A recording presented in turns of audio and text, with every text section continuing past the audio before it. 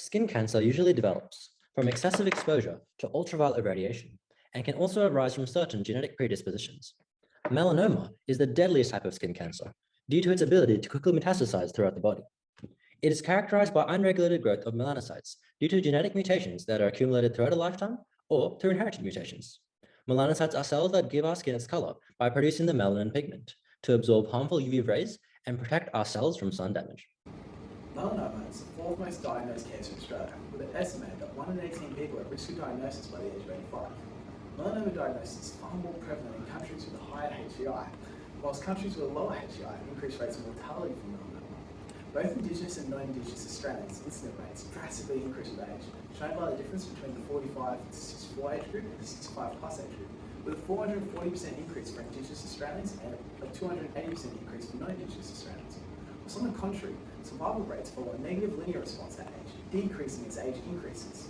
Further, Australian males have approximately 2.2 times higher incident rate due to thicker skin with less fat beneath them, making their skin more susceptible to UV radiation. Next, we will look at the normal physiology of the cutaneous system, which is responsible for the formation and maintenance of multicellular tissues under environmental stresses such as UV radiation.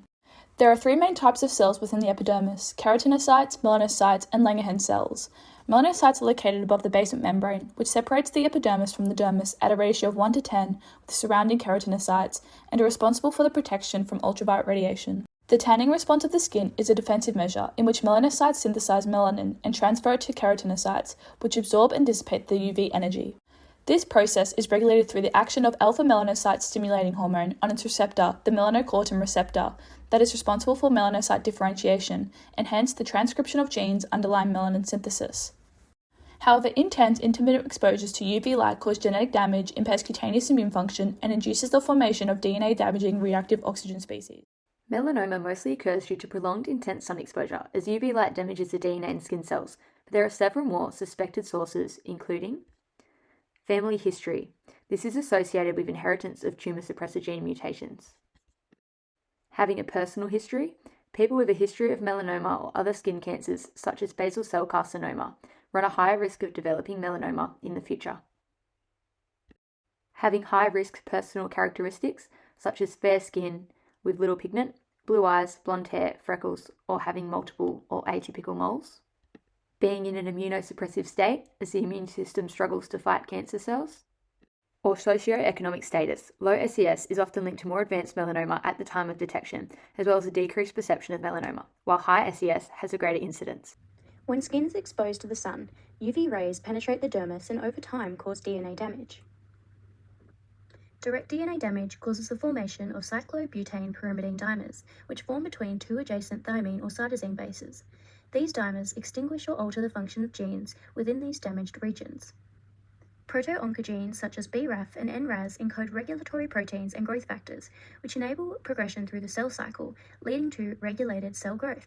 When DNA mutations occur within a proto-oncogene sequence such as BRAF, it can alter their expression to form an oncogene. Oncogenes are permanently activated, which causes unregulated cell proliferation, leading to cancer formation. DNA mutations can also alter the function of tumour suppressor genes. Under normal conditions, tumour suppressor genes inhibit cell division and replication to prevent tumour development. In melanoma, the CDKN2A gene is inactivated by mutations, and the proteins encoded by the genes are not produced. Without these proteins, tumour suppressor genes are not formed, and therefore their inhibitory function is extinguished, causing melanocytes to undergo uncontrolled cell proliferation.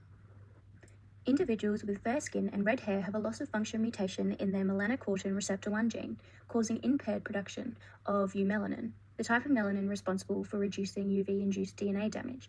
These individuals instead produce phenomelanin, which has limited UVB protection, increasing their risk of melanoma. So coming to the signs and symptoms, we have ABCDEs of melanoma.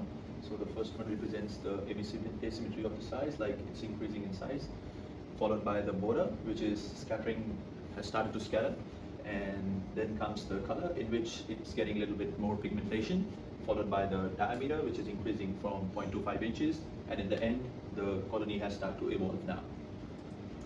So melanoma frequently has no symptoms, but the first indicator is usually a change in an existing mole or formation of a new lesion.